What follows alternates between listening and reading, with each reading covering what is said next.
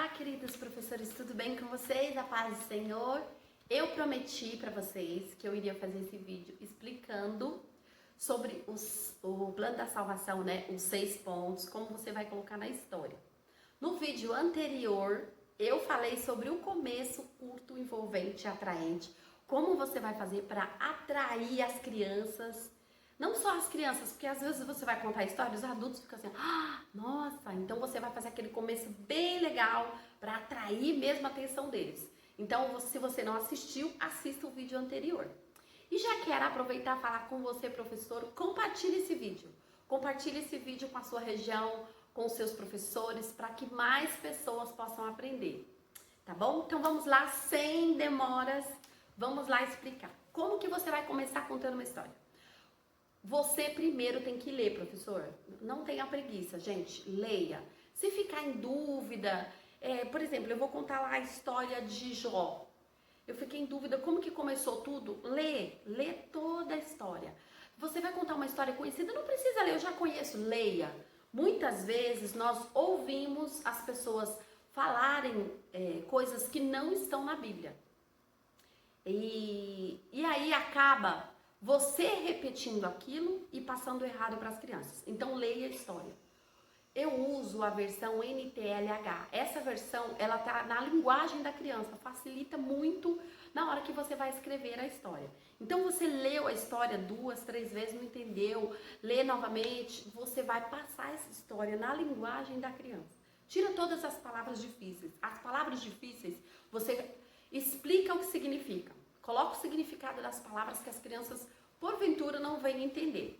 Coloca lá direitinho a história, aí você vai devagar, sem pressa, relaxadamente, incluindo os pontos. Primeiro, eu separei uma história aqui, Elias e os profetas de Baal. Tem um vídeo aí, anterior, que vocês vão ouvir essa história que eu coloquei, tá? Para vocês estarem escutando como que eu encaixei os pontos dentro dessa história. Então você pegou a história de Elias lá e os profetas de Baal. A Bíblia nos conta, nada de falar, hoje eu quero contar a história de Elias, tá?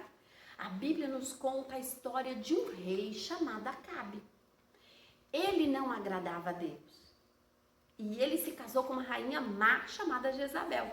Quando você está contando aqui da rainha Jezabel, por que ele não agradava a Deus? Porque ele adorava outros deuses. Quando você está colocando isso, você lembra do quê? Do pecado.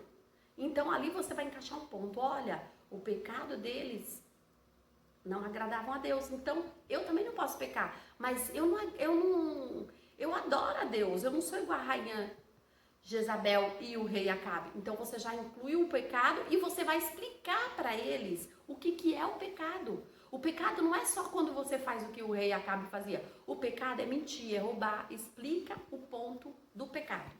Romanos 3, 23. Você pode usar outros versículos ligados ao pecado. Por exemplo, eu gosto de Isaías 59, 2, que fala: o pecado faz separação entre Deus e o homem. Eu gosto desse versículo também. Pode usar outros versículos que falem sobre o pecado. Vocês já colocou o ponto 1. Você continua na história. Então Elias, ele foi falar com o rei Acabe porque Deus mandou ele falar, certo? Eu não estou contando toda a história que não vai dar tempo para contar para vocês. E quando Elias foi falar, o rei Acabe queria culpar ele porque não chovia, aquela coisa, né? E quis culpar ele. Mas Elias não estava fazendo errado. Errado estava quem? O rei Acabe. Elias era uma pessoa que agradava a Deus. Ele fazia a vontade de Deus. Opa! Elias agradava a Deus. O que eu posso estar incluindo aqui? O ponto 1, que é Deus e os atributos de Deus. Deus é amor, Deus é misericordioso, Deus é bondoso. E aí você vai incluir o ponto 1, que Deus ama a mim, Deus ama você. Deus ama todos nós. Você vai citar João 3,16, você explica para eles. Deus nos amou tanto que ele deu o seu único filho. Unigênito, criança não sabe o que é. Então é o único filho para morrer pelos nossos pecados. Você já incluiu mais um ponto. Aí Elias, falando com o rei Acabe, ele fala, então vamos lançar um desafio. Qual que é o desafio? Os profetas de Baal iam fazer um altar e adorar a Baal. E ele ia fazer um altar para quem? Para Deus. Vamos ver quem vai responder com fogo. E Acabe aceitou o desafio. Então eles foram fazer aquele desafio que Elias lançou. No momento em que Baal estava fazendo o sacrifício, ele clamou, e o que aconteceu? Nada. E mais Elias estava ali só dando risada deles, né?